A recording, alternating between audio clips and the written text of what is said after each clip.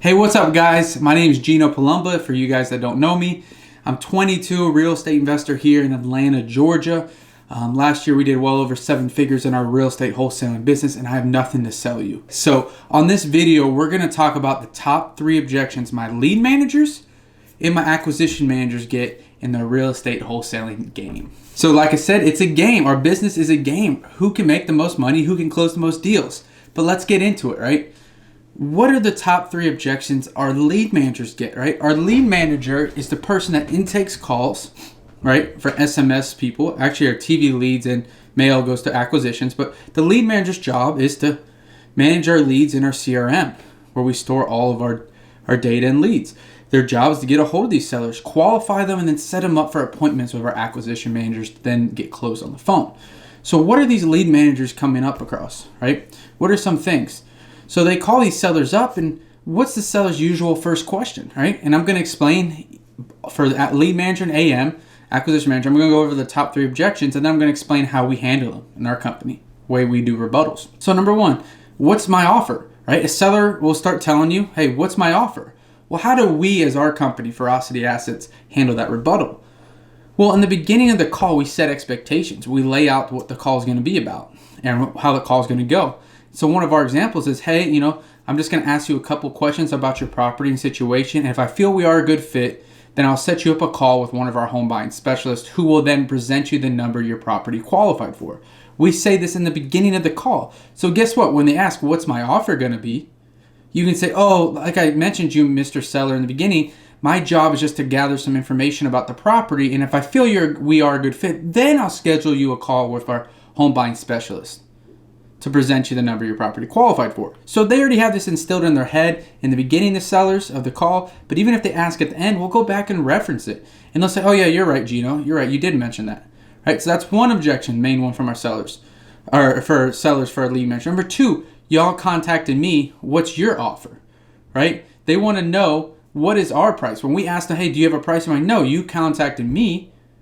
What's your offer? I understand completely. This is how we handle. I understand completely, Mr. Seller, but usually people we talk to, and so we'll assume, right? Usually people we talk to already have a number in their head that they're looking to get. You probably wouldn't be able to share that with us. So we go negative, we assume, and they quickly rescue us. Yeah, I got a number in my head, of course. It's this. Or I got a number in my head, but why should I tell you?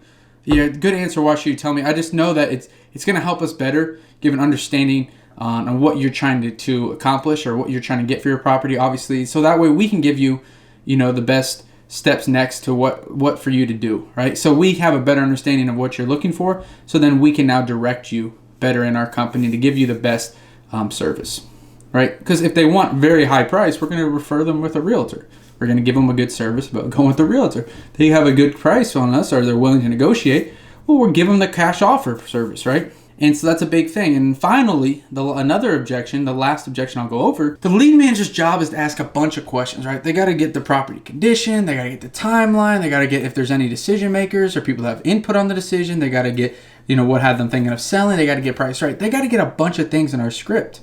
And so a thing we get asked is, why do you ask all these questions? Why are you asking me all these questions? And guess what we do? We reference back again to the setting expectations part of our script from the beginning, where we said to the sellers, hey, I had to get some more information about your property and situation so that I can figure out if we are a good fit. At any time you feel we're not a good fit, please let me know. But anyway, the main thing there is we tell them in the beginning, hey, I'm going to ask you some questions about your property and situation to see if we're a good fit. So remember, when they say, Gino, why are you asking me these questions? Remember, Mr. Seller, when I told you in the beginning, my job is to ask you questions about the property and your situation so that I can see if we're a good fit. So I can schedule you a call with my home buying specialist. So you go again and you reference back to the beginning of the call when you ask them, are you okay with that? And they said yes. You bring that up again and they're like, oh yeah, you're right, Gino, you did say that. So these are ways to handle these rebuttals, to stay on the seller, keep the rapport with them, keep the conversation going without anything hostile going on. Now, acquisition managers, what's some of the 3 objections we face? So acquisition managers, they're the ones closing the deal. They get set up with the appointment from the lead manager, and their job is to close the deal, right? So what's a main one we always face? I have to talk to my wife. I have to have to talk to my attorney. Whatever it is, there's someone that once we give the offer, they say they have to talk to someone. And how do we handle that? Well, one, we also do this in setting expectations of our acquisition managers, is we ask them, hey, is there anyone else that has input on the decision of this offer or on this selling of the home? No, Gino, no one does. Okay, well, say we were to agree on price, would there be anyone else you would have to consult with? No, I wouldn't have to consult with anyone. I'll be ready to move forward. So now when they say my wife needs to be involved, I got to talk to my wife. Oh, I'm confused, Mr. Seller. When I asked you in the beginning if there's anyone else that had input on this decision or anyone you need to consult with, you said no. Did I say something wrong? And what you'll figure out 90% of the time, it was just the price. And they'll correct you because they feel bad. They feel that you're sounding like a lost puppy dog, like you say to them. And it must have been something I said then. No, Gino, it isn't. It's actually really the price. The price is too low. And you'll see some objections really come out. Well, actually, I'll be honest with you. It was my ex-wife that we got divorced, and she's still on the deed, right? So then you can start working these different objections and start getting over those, right? But again, you can just start act like a lost puppy dog. And first off, set the expectations of, hey, is there anyone else that's input or anyone else you need to talk to? But if they say no to that and they still bring up their wife, then just assume, say, it must have been something I said, right? Another way for another objection from the AM we get is, hey, I'm not in the position to go over an agreement. I'm not at my office right now. I'm not at my desk. And this is something we were facing, right? Because we go over the agreement. We're all virtual team. I should preference that. We're virtual. We're over the phone making these calls. And we have to go over the agreement with these sellers when we send them. So we want to make sure we walk them through it so they don't have any objections and we can be there when they sign. When we get the accepted offer in our script, we then go over the agreement. Well, what happens is we usually... in the past, like in December, we had 2 deals or 3 people do this to us that we would give them the offer, what the property qualified for. And then they would say, well, I can't go over the agreement right now. Let's go over it later tonight. By the time later tonight hits, they've already talked to Open Door and other investors. And we all know in this business, time kills deals. So what we've now done to get over that objection is when we set expectations, again, going back to setting expectations so important, is we went back and we added, are you in the position currently to go over the agreement? And that way they can tell us yes or no, and we know to continue. Now, some occasions we do still continue if they say they're not in the position, but we got to read the sellers very carefully. I want to, 90% of the time, only give it to them if they're in the position to go over the agreement, because I know, again, time would kill the deal. But if they tell me, Gino, I'm driving right now, call me back in 15 minutes, I'll actually say, hey, just put me on hold for 15 minutes, and then I can send it to you when you get home, right? So that's one way to handle that objection. And of course, the infamous question, or objection, for an acquisition manager is that price is too low. All right, we've all heard it. Your price is too low. There comes a point where you can't get over that objection. But what we do say as our company, I understand. What were you hoping for at least? Sound very lost, like a little puppy dog. What were you hoping for at least? Well, I wanted 200, but I was hoping for at least 190. And let's say our max offer is only 170. And again, this is all role play potential. So we're 20 grand off, and obviously we're not going to tell them that. Man, I really don't think we'd be able to work together. Pause. Well, what could you guys at least do? Well, you're at 190, and I'll be honest, we're nothing.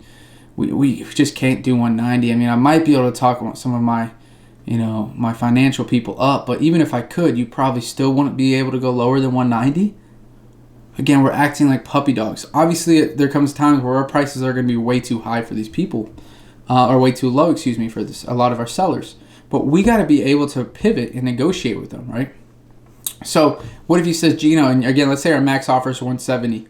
And he won't go up. He won't go lower than 190. No, Gino, I can't go lower than 190. Even if you get something else more approved, I understand. So, what if I was able, to get you 190? Would you be able to take terms on the property? What the what's terms? And then I would start explaining seller finance. So, that's another way to handle the objection. Another way you could do it too is what we've recently done is offered a little bit more money than our cash MAO to list it on the MLS and just do a normal deal like that. But I won't go over that in this call. But there's just little things you can get away with. And you just have to handle with these prices too low. Okay, what were you hoping for at least? How can we make this work? And pause, let them talk. It seems like we might not be a good fit. Well, and when you push away as a salesman, you're no longer a salesman to them. They really believe you're just a true person that's willing to negotiate and talk with them versus someone that's trying to push them down their throat to go with them, right? If we tell them it seems like we're not a good fit, just list it with the realtor. Gino, I can't list it with the realtor because I don't want to do all the work. You can say, okay, well, I mean, we can give you an offer. It's just not going to be at that price you want. And again, just deal with that. Just keep going through objections. There's hundreds of them, but rebuttals, hundreds of rebuttals. But if this was valuable to you guys, please like, subscribe, send this to someone that you think needs to hear some more of these objection handling. Maybe it's your lead manager, your acquisition manager, or maybe it's a friend. But please, again, leave any comments down below, share it. It's greatly appreciated, and thanks for watching.